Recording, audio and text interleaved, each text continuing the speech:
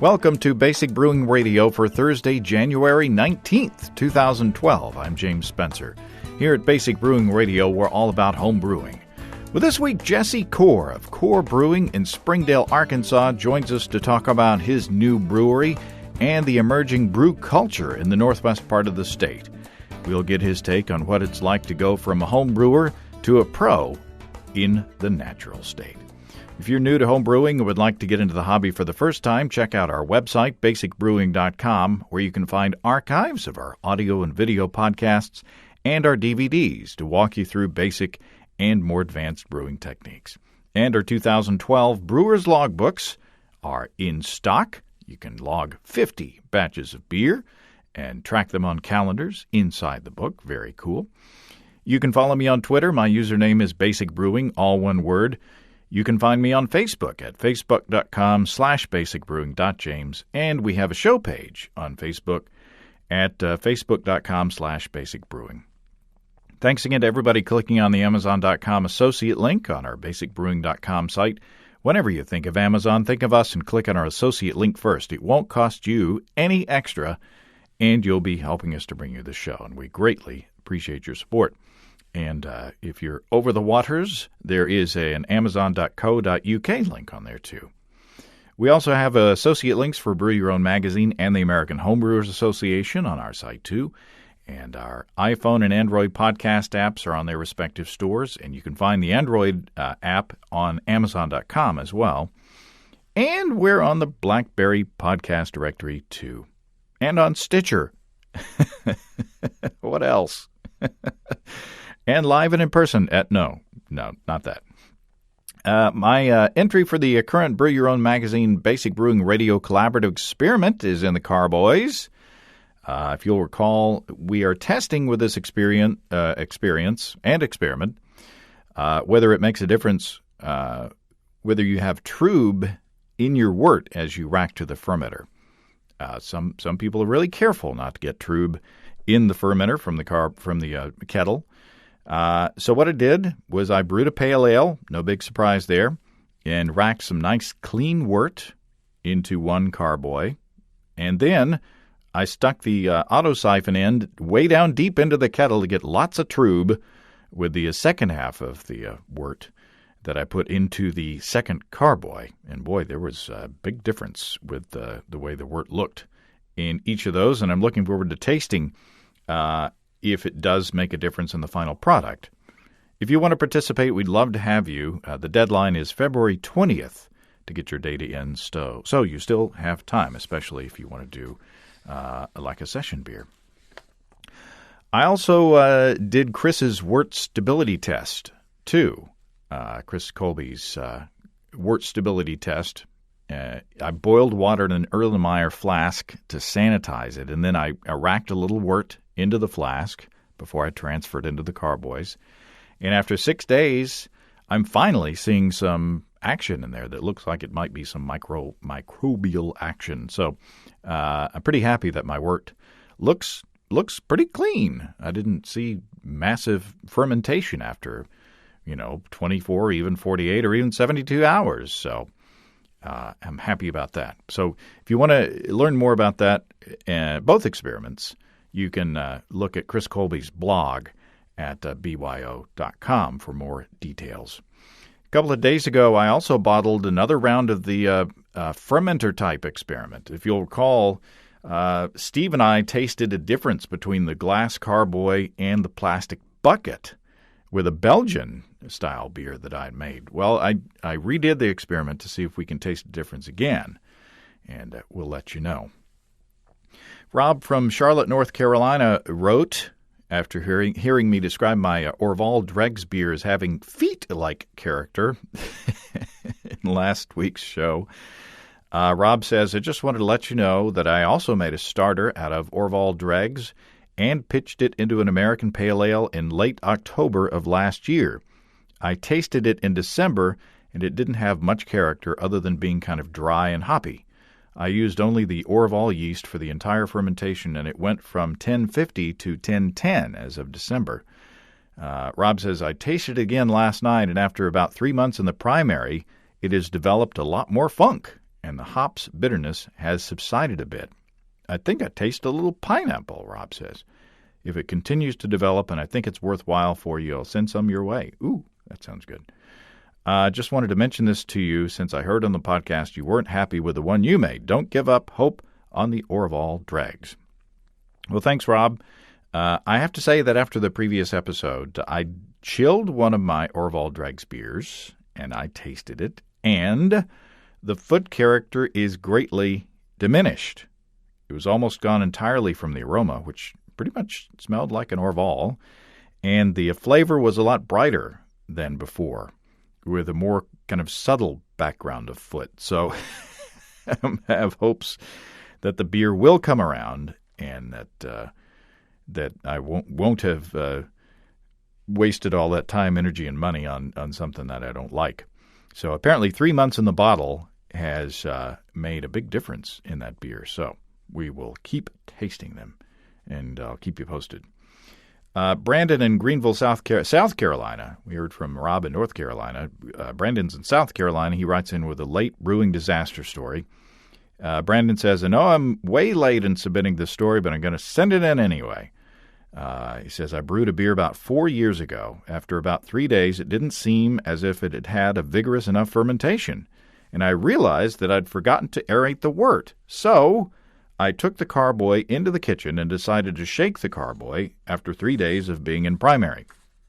2 words, bad and idea. I pulled out the airlock and stopper and sealed it with a few layers of plastic wrap and put the stopper back in the hole. After I'd finished shaking the carboy vigorously for about a minute, I popped the stopper off. And yikes! Luckily, the stopper didn't pop off into my face because I had it firmly in my hand, but once the pressure was released, what happened next equated to shaking a can of Coke and opening it up abruptly. It sprayed all over my face and ceiling. I was completely covered with beer. But the beer did end up tasting pretty good, even with the additional O2, although I could taste a small amount of oxidation. And now I have a story to tell my friends when they ask, what's going on with the weird spots on the ceiling? My answer usually begins with, so let me tell you what not to do when brewing beer. Well, there you go. Don't shake the carboy after fermentation starts. Thanks for the story, Brandon. Experience is a great teacher. Let's get on to our interview. Here in Northwest Arkansas, as you may have heard talk in an earlier podcast, we are at the beginning of a surge in the establishment of commercial breweries. In the next few months, it looks like the number of breweries in the state will double just from activity up here in this part of the state. Now, over time, I want to talk to the new brewers in the area because they all seem to be taking a different approach. They're all coming at it from different angles. And I know that most of us home brewers have that little seed in the back of our minds that, it sure would be fun to do this brewing thing for a living.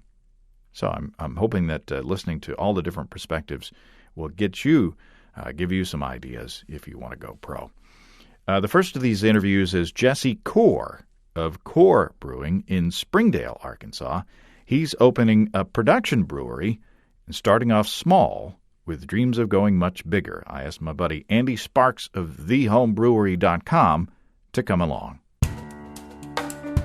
Well, Jesse Core, welcome to Basic Brewing Radio. Yeah, thank you very much. Glad to be here.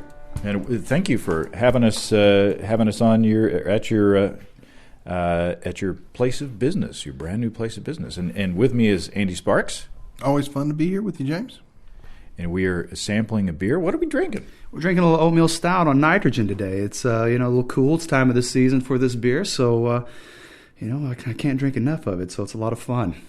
Well, I tell you, it's tasty. It's the nitrogen makes it really, really smooth and roasty, and just I know Andy's hankering for hops, but you gotta like this beer. Yeah, it's pretty tasty. I can live without hops for this one beer. I'll do better next time, Andy. I promise. I'll be the judge of that. Now, we have to be selfish since we're home brewers and we're tasting a good beer. What goes into making this one? Well, I mean, I like Guinness, but at the same time, Guinness has a little bit of that bitter bite towards the end, which is signature to their style, and it's an amazing beer. But I liked something a little silky, a little smoother on the back end, and the oats certainly do that. And give it some nice body. I'm a big fan of the toasted flake tops. I mean, the barley, and gives it a nice body. And then you mix it with a little nitrogen, you got a pretty smooth beverage right here. So give us details. I mean, I don't want you to give away your secret recipe. No, I don't. That's all. I mean, I'm a home brewer at heart, and it doesn't matter how big we get or how many recipes. At the same time, I'm a big fan about sharing what we're doing here. It's roasted barley, obviously, chocolate. We have some crystal in it. Maris Otter is my favorite base malt, and those are the key ingredients. I mean, we use Fuggles EKG for this as well, and those are your principal ingredients. And single infusion mash. We've started off a little lower in the temperatures, the lower 150s for a while, but we came out a little thin, and so we ramped up our flake barley a little bit and increased the mash temperature. And this has been something I've been working on for some time. So I have 2 beers that I've been working on since I began brewing. So this is, like all home brewers, I brew stuff that I like to drink. Mm-hmm. And the next thing you know, I see my brother, and he's like pouring stuff off without, breaking into my house, stealing my beer. And I'm like, all right, I think we got a winner here. I think this is working. So, either a winning beer or a losing brother. That's a right on. So it's a labor of love, and just like I just want to keep brewing stuff I like. And like a chef or anybody else, what really brings me a lot of pleasure is when somebody says, "Hey, I like your product." Mm-hmm. That's what it's all about at the end of the day. So you are now, you've moved into the professional realm, mm-hmm. But talk about how long you've been home brewing and some background on how you started and what systems you worked on and all that. Oh, you got it. Well, like everybody else, I started in buckets. But before business school and all that and blah, I went to school for microbiology. And the way my instructor, my professor, piqued my interest, I was a typical college kid, hung over the next morning and trying to get ready for class the next day. And he says, "Jesse, if you just study this, you'll be able to make beer." That was 19 years ago, and I've been an avid home brewer since. I've lugged my stuff around all over the country, and I'd leave a couch behind before I left my brewing equipment. So it's just, and now in today's world, 10 years ago, 15 years ago, it wasn't the best place for craft breweries. It was difficult. And now in today's world, holy moly, you can actually make a good living, and the pallets are being changed. It's quantifiable in the numbers. Mm-hmm. So it's a really great opportunity. And we are Kansans. We love good beer, and we like a lot of beer, and we like local stuff. So I'm hoping to help fulfill that need with the other guys. Well, now, Andy, you and I might have a little bit of a disagreement with the statement that all Arkansans like good beer. Okay, I said all Kansans like a lot of beer. No, I agree. Agreed. The beer culture is probably one of our biggest challenges. And, when investors come to me and they're like, "Well, what's your competition?" Well, I welcome more competition here. How many breweries does the Boulder Fort Collins have? 33? Mm-hmm. And they're thriving out there. How many guys they have out there with 20,000 barrel a year annual capacity or annual brewing? And there's more starting. Mm. So, when I hear names of other breweries popping on, that's awesome, because I personally think the biggest challenge is just getting the beer culture out here, getting more people sampling the product. Mm-hmm. And so, I think we're on the right track. I really do. Yeah, I think we've got, Andy, help me out. We've got the West Mountain Brew Pub is finally starting brewing. We've got Tanglewood Branch. Mm-hmm. He's got his equipment in the house and almost ready. And we do have one. We have an established brew pub here. Mm-hmm. So within a few months, or within maybe let's say the next year or so, we could have 4 or 5 mm-hmm. people brewing beer, all in a town that used to only have one brewery. Mm-hmm. Right. So I really feel that our little spot in the country is evolving, and it's taken 10, 15 years, and I've been selling homebrew supplies into this market for that long. But we are on the brink of a real change here in this area. It's going to be great, and I think it's going to be a snowball. I think that everything that we do to help the beer culture only drives that forward and helps people appreciate beer more. So if you love beer, then you're going to ask for it at your local restaurant, and pretty soon all the local restaurants will feel obligated to carry at least one of the local beers, which will mean there'll be local beer in every restaurant in town. And if you've traveled around much and you love good craft beer, you know that in a town where it's taken hold, where the beer culture has taken hold, it really thrives. And it's because it's delicious. That's why it works. It's because it's great. Right on. And we've got Saddlebach absolutely brewery coming online too. And a few years ago, I went to the top of the Boston Mountains, where they've got Highway 71 used to go through there, and it still does, but now there's another highway bypassing it, and you've got all these little bed and breakfast places up there on top of the mountain.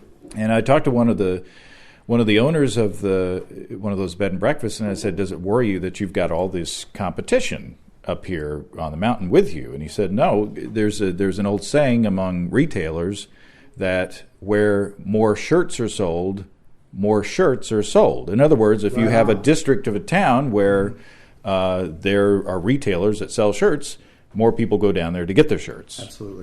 Absolutely. I completely agree. And what really makes this thing thrive are the homebrewers. They are the ones that are the guys pushing for good beer and telling their friends and exposing their friends to good beer. So therefore, it's very important to have a solid homebrew shop in the community, which we're very fortunate to have one, and people like yourself promoting the area as well. So I'm excited about Saddlebach and these other guys because at the end of the day, I'd be more than happy if I had some ingredients that maybe they were short on. They're expecting a truck another day, and I had it. I'd be more than happy to give it to them because I'm about I want this to be the best dang beer culture in the South. So that's what I'm hoping to do. So you're starting off fairly small. Talk about the system as you've got right now. It's just a 1-barrel pilot system right now. We have 5 fermenters, got 4 more on the way. And the original goal was simple. We were wanting to, I'm kind of picky. I want to make sure that people like my products. So we piloted it with, I think, the best dive bar in Northwest Arkansas is Kingfish. And I love those guys, Andy and Archie.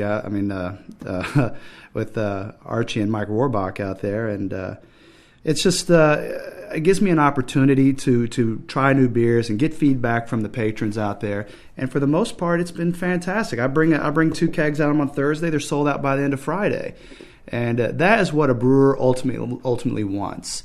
Our distributor is premium, and I think they're perfect for us because they love craft beer. I mean, they're the Avery carriers, and they personally like craft beer. So we're expanding up to Tuscan Trotter, so that'll be the next place to go in. And if you like amazing food, go eat up there because it's incredible.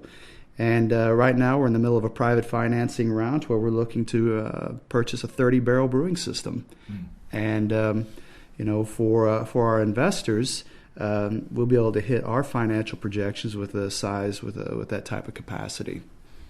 So right now this is kind of you're giving the area a little bit of taste. We talked to another brewer in the area, a professional brewer in the area, and I approached them wanting to do an interview like this, and he said, "We're not ready yet because we're not up to capacity, and we don't want to run out. We don't want to get to a situation where we're running out of beer." You are running out of beer, and I love you seem running okay out with of that. beer right now because really what we're trying to do is it's a pilot. And the same way you have a bar in Boston who carried Sam Adams originally. Sam Adams used to put new beer in there and throw it out to the market and see what people thought. And if it went over well, they'd expand it. So we're going to use Kingfish for that as well. And, we have a black IPA coming on. We want them to try it out and see what their people think. So it's a pilot. And at the end of the day, we want to make sure we have our 9-10 recipes market ready for our consumers. And because let's be real. I mean, home brewers and the brewers. I mean, we have picky palates, and I don't want to put anything out there that they're not going to appreciate, for sure. Now, for those of us who aren't professional brewers, we do have the three-tier system across the United States. But in Arkansas, explain how that works, because as a native brewer, you are able to self-distribute? Yes. I mean, Arkansas, yes, each state has their own distribution laws, and that makes it very complicated. But my goal is I really don't want to be in the distribution business. I mean, you have Premium, who that's what they do. I mean, they're really good at that. If we ever did a restaurant, I wouldn't open the restaurant because I don't know anything about restaurants. I know about making beer. So we're going to work to our strengths. And Premium's a heck of a partner. Yes, to answer your question, yes, you can self-distribute here. But I think at some point, the juice wouldn't be worth the squeeze, because you're going to have to be cleaning lines. You're going to have people with Salesforce working, and I think that's money well spent to pay to a top tier distributor. Yeah, that's something you don't think about. I mean, if you're self-distributing, you've got to bring the kegs to the bar, but probably more importantly, you got to make sure that the beer isn't getting contaminated going through the lines. And there's salespeople. And somebody's got to do that, and the bar doesn't do that. A lot of people may not know that. Right. Unless I wanted to hire a staff to do distribution, and educate the bartenders, be a real advocate for the product, then that's I don't know. I think I'd be recreating the wheel, and I have a very solid partner, and I'm perfectly okay with with paying them. I think there's good synergy there. Mm-hmm.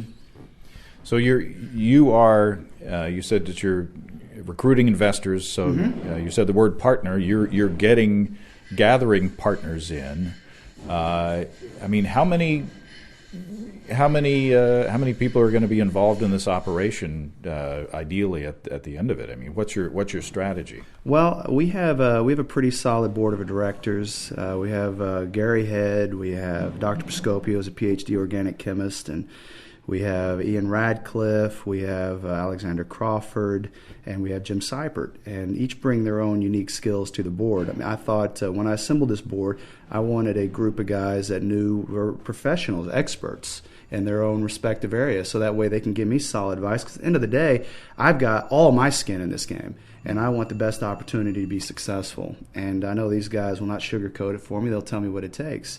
So we're raising the capital needed. And we're in a very unique position being here in Northwest Arkansas, because the housing bust or the commercial housing or the commercial space bust essentially was really good for us.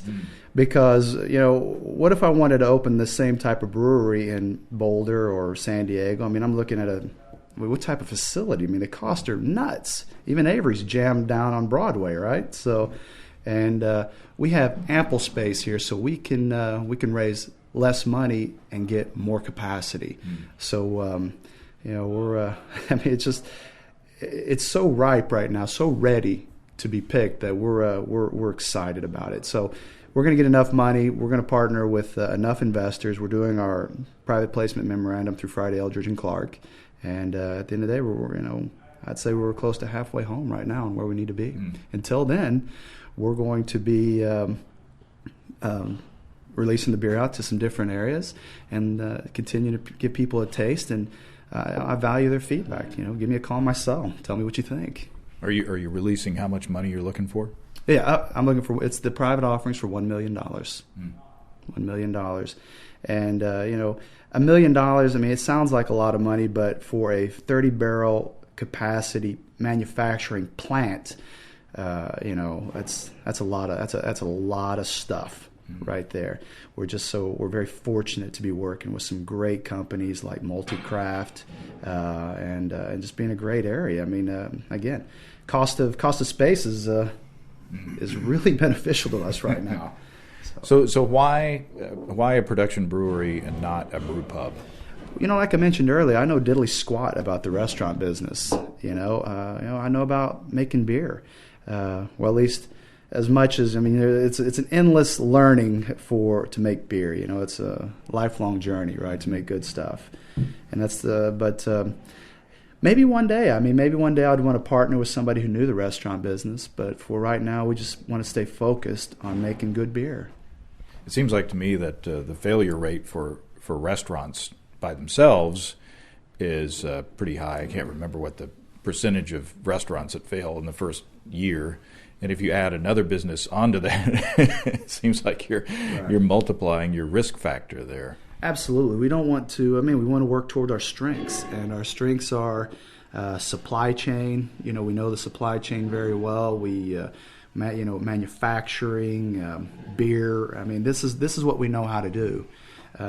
So the restaurant business, no, we're going to, and the brewing industry is very capital intensive, first of all, to get started. But the restaurant business would eat up a lot of our money, and I don't think we'd get to where we needed to be. It'd be too risky. So there's a chance in the future that maybe we'll partner with a restaurant or something. But when you have restaurants like Tuscan Trotter who actually create recipes around beer, who pair their food up with beer, then again, why am I wanting to recreate the wheel? These guys are, the guy's a French trained chef and lived in Boulder, and he's a hell of a lot better at running a restaurant business than I'd ever be. So, and is there the opportunity to create special beers for individual restaurants? Absolutely. I've approached a couple guys about co-branding or co-branding a beer for them. And that's the advantage of being a craft brewery. I can make whatever I want, and even though I have shareholders, I am not pumping my stuff full of rice and hop extracts to increase margin. But because we have such overhead, we're able to pump out new beer, and if they don't like it, then we pull it off and go to something else. We beer snobs, I guess. We like to try out new stuff all the time, and we'd get bored with one beer. So, anyway, a lot of fun. And at this point, I mean, if a home brewer were to walk into your operation, I mean, you've got a system that may look familiar in some people's garages, and you've got a dedicated temperature-controlled fermentation space blocked off, but you've got you've got cylinder conical fermenters that may look familiar to some of our home brewers, and at this point you still have some carboys fermenting beer.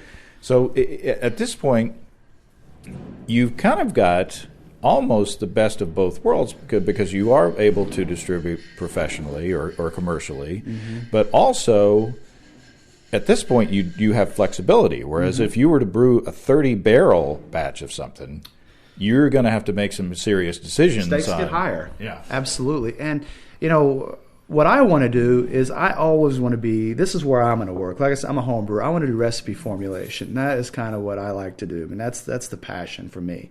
There are professional brewers out there that know how to work 30-barrel breweries, and that's kind of not that's not really my passion. My passion is to make unique beers, and I mean that's my goal, and a lot of the equipment they would recognize.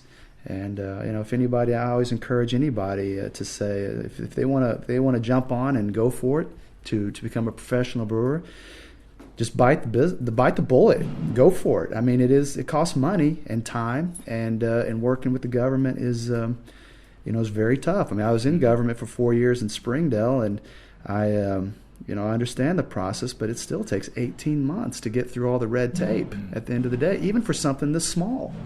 So. That's why, get the clock ticking if you want to go into it. But Andy, you and I were talking on the way up that we were talking. We were saying that, at least in our opinion, you've got to get. Sure, it's great to just jump into it, but you've got to get some skills behind you before you jump in, right, Andy? Right. As a homebrew shop owner, for the last 15 years. I have customers that come in and we get them oriented and they start brewing beer. And I'll be honest, it's not that uncommon that after you've brewed your second or third batch of beer and it's come out pretty good and you really enjoy the way it smells and you love that Sunday around the brew pot, that you come in and you've you've got the dream too. Right on. Yeah. So I've heard a lot of people tell me they're going to start a brewery, right? And but in the end, you have to be able to make really good beer, right? It's kind of like being a songwriter and deciding one day you want to write songs. And, you got to be able to write a good song, right? And even then you need a little luck, right? So, Yes, sir. And I'm sure Jesse would agree with this. If you think that this is something you'd like to do, practice your craft. Brew lots of beer and, learn how to really make good beer. And that's the key, I think, to being successful if you get into the profession, right? The field is littered with people that have failed at this, right? But on the other hand, it's a beautiful thing. And the reason we're all involved in this is because we love this stuff. We love this craft. We love being around beer. And so, yeah, that's what I would say is, hone your craft. And Andy brings up a very good point. I mean, making good beer is, that takes time. You got to have thick skin because I have made a boatload of really terrible beer. And, I will continue to make bad beer from time to time. I want to try new things out. But once you find something that works, I would say probably one of the hardest things you can do is repeat that time and time again. I mean, the government's not going to be happy if your alcohol fluctuates between a 5.2 and a 5.5.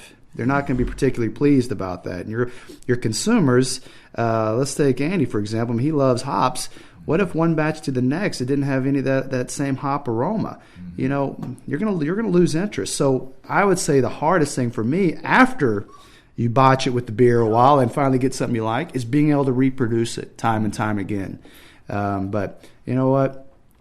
Go for it. Keep trying it, giving it to your friends. And if they say it stinks, then it's all right. It's all right. It's beer. Relax. Have a home brew. Pick different friends. Right on. It's free, buddy. Drink it. So it's fun. So do you see yourself as, when you do get into the 30-barrel system, do you still see yourself standing over the brew kettle, or are you going to be... You have to transition from being the brewer to being the businessman. Well, I have to be the businessman right now. I have my Uncle Kit in there. He's been brewing for 20 years, and he's a heck of a brewer, and he's right in my wheelhouse in terms of pay, zero. So he's retired, and he's a good. So he does a lot of the work in terms of the production stuff because I have to be out there raising money, working with the government, filing the TTB forms, so on and so forth. So when I have the opportunity to go brew, I really savor the flavor. And I will do the best I can. But at the end of the day, my investors want to make not only profit but a very healthy profit. So it's my responsibility to get that done. Yeah, a lot of people. Whatever business you do, whether it's a restaurant or retail or whatever. If you love what you do and get into it, you might find at the end of the day that you're not doing what you got into it, love. Right on. Right. That's absolutely right. And that's why, I have the hope of my goal would be to do the recipe formulation and work on the smaller batches. But, the reality ball is I'm going to have to work with bankers. I have to make sure our debts are paid on time. Because going back to, starting a brewery, the number one reason why breweries fail is being undercapitalized. They start off, they have a great idea, they're dang fine brewers, they produce some good batches, they get out there and produce just enough to die. And it's a capital-intensive business. Give yourself 18 months. That's why we haven't already went. We have enough money right now to get started, but I want to make sure that we have an 18-month legitimate chance to make this thing succeed because brand recognition takes time. So that's what we're waiting for. I'm just going to keep producing beer, making sure people like it, and then when we reach our target in terms of finance, we're going to get the system, and then we're going to start going. So I know that. So you say 18 months. That's 18 months without any appreciable income. Exactly. Being able to coast exactly for 18 months. 18 months. If I can't sell a drop, which hopefully it won't be the case, then I want to make sure that, because the last thing I want to do is start up a good brewery. People like the product, and then I send out a memo saying we're going bankrupt. Who wants some equipment, right? And I don't want that, so I want to be here. I want to be a part. I want to be Northwest Arkansas's hometown brewery is what we're shooting for. So I'm not going to, and I put all my eggs in this basket. I want to make sure it succeeds. And, that's the game plan, in my point. So bottles, cans, kegs? I'm leaning toward cans. I love cans. I mean, one from, I think the stigma of canned beer tasting less is going away. In fact, I had a board meeting and one of my board members says, it tastes like cans, blah, it's terrible, right? So I bring over a can I say, okay, fellas, no sweat. So I bring by a bottle of Avery Brown in cans, put them in glasses, give them to the board members, and how many of them could tell me which one's in the can? 0. So, the production costs are 50% less. You don't have the ultraviolet light problems. You don't have the 2% breakage. You have twice the storage space. It's greener. You have more marketing space, so on and so forth. So take it to the river. Take it to the river. Take it to a ball game. And they have the cool little caps that go on them now, so you don't have to worry about the rats climbing on your beer tops, and so that's what those are for. Right. So all in all, if we just get past the stigma, and I think we see that, we see more and more cans come out there. Because if I had the chance to go buy a bottle or can, I'm buying cans personally, because I usually pour my beer in a glass anyway. But at the same time, if I'm going to a lake, I'm going canoeing, I want to take I don't want to take a light beer, which was only available previously in cans. I want to take a solid beer. Dale's Pale Ale in a can would be pretty sweet. Yeah, it would be sweet if we could get that here. Right on. Right on. Well, maybe there'll be a core pale ale that measures up to your expectations. I'm going to work hard. You don't go in this thing, and thinking that you know everything. This is a learning process, and when people give me feedback, then I like to approach this thing positively. And one thing that would turn me off is when I hear people talk negatively about breweries or beers or things like that. Everybody's palate's different. Just because you don't like a beer doesn't mean somebody else doesn't love it. So we'll just keep producing beers that we think people like. And at the end of the day, the stats are going to come back whether they do or not. We are a company. So, from your perspective, I mean, it's interesting. Yours is the first interview that we're doing with the emerging breweries around the area, and it seems like everybody's got a different tactic, a different approach to the whole thing. If you were to imagine all of the thousands of would-be professional brewers out there, what are your key pieces of advice to them? Well, assuming you have a good product, which Andy addressed earlier, and you make it reproducible, I would say the number one thing you need to do is make sure you have a strong team and make sure you have enough money to make it work. And if you can't raise the money to make it happen, then go a little bit bigger. Beer, where the beautiful thing about beer is, it takes 4 hours to produce a batch at one barrel. It takes 4 hours to produce a batch at 40, 50 barrels. So the economy of scale is what makes us so profitable. So get a little bit bigger system than you think you probably need, and because you can still produce a 10-barrel batch in a 30-barrel brewery if you really want to, just make sure that you got enough money to give it a good, legitimate go. So it's tempting to go small because it's cheaper, but you pay for it in the end. Yeah, you don't want to bottleneck. You don't want to hamstring yourself from day one. And so that's why we're going a little bit bigger. And again, if we were in Boulder or New York City or something like that, we would be space constrained. But here, holy moly, I mean, how much free inventory? I mean, how much inventory is available out there in commercial space? Go bigger, because the 15 to a 30 barrel brewery is, sure, stainless and copper is expensive, but it's not that significant going from one size to the next.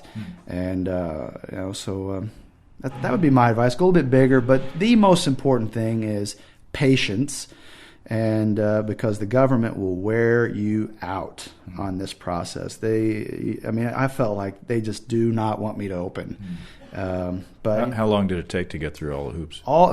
About 18 months, and it's it takes 6 months. I mean, I just laugh about it because they have 6 months worth of applications sitting on one lady's desk in Washington, and she's going through them one at a time. And they're 50-page pamphlets of information or documents of information you got to supply. I mean, from FBI checks to your personal finances, and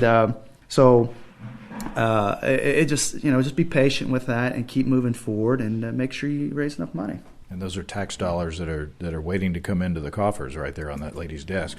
It's crazy. I mean, I would think they would have some online that we could submit and be ready to start. Because I had the health inspector. He came out here and we had 2 sinks. This is 1,400 square foot our space right now. It's 1,400 square feet. And we have 2 sinks. He came out and said, "No, we can't do it. You need 4 more sinks."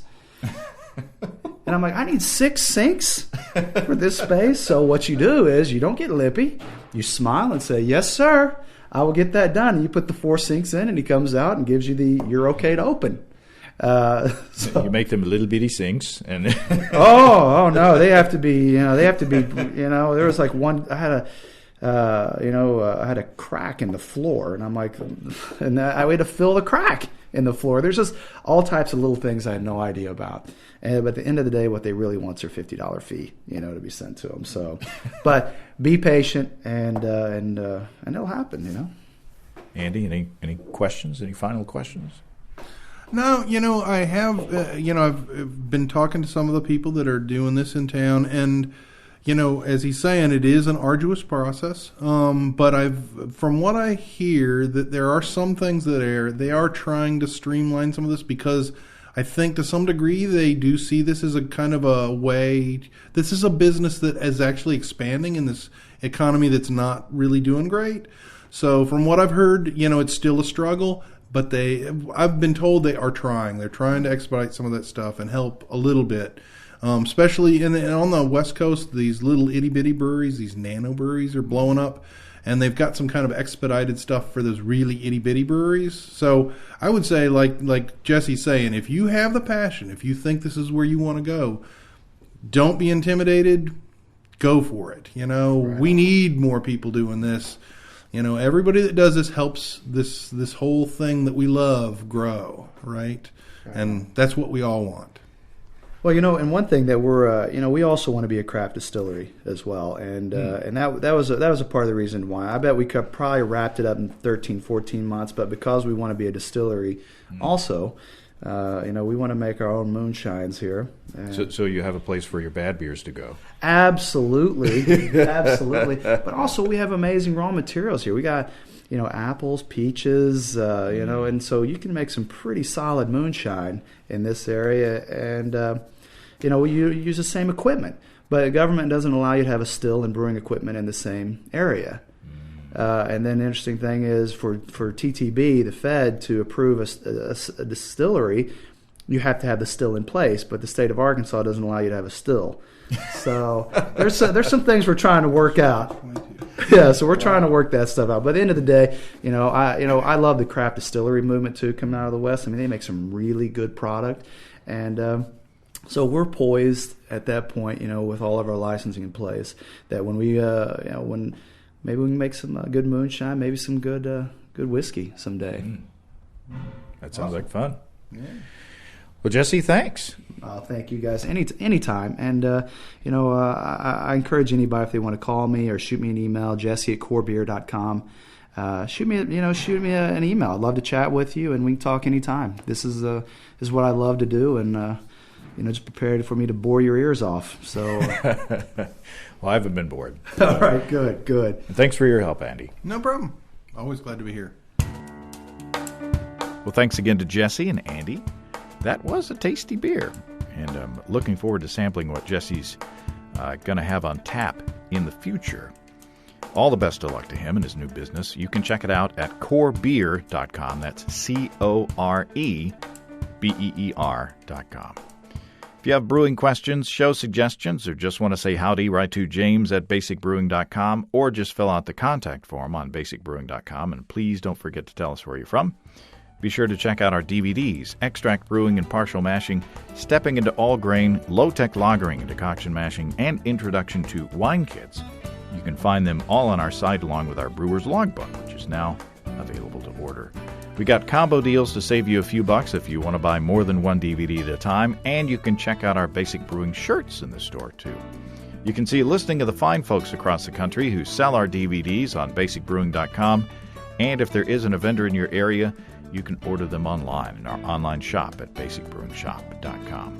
Thanks to everybody who's continued to click on our Amazon.com link. We appreciate the support there.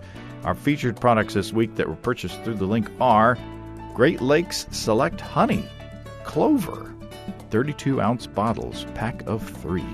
Somebody's making mean. And Under Pressure, cooking sous vide. It sounds good as well. Thanks again, everybody. And remember, I can't tell who bought what, so no worries there. Just click on the Amazon.com logo on our site the next time you feel like Amazon shopping. We greatly appreciate your support. And don't forget that you can also join the American Homebrewers Association or subscribe to Brew Your Own magazine through associate links on basicbrewing.com. That's all until next time. Until then, thanks for listening, everybody. I'm James Spencer. Production help for Basic Brewing Radio and our website is provided by our buddy Kelly Dodson. Basic Brewing Radio is a production of Active Voicing. We'll talk to you next time, everybody. So long.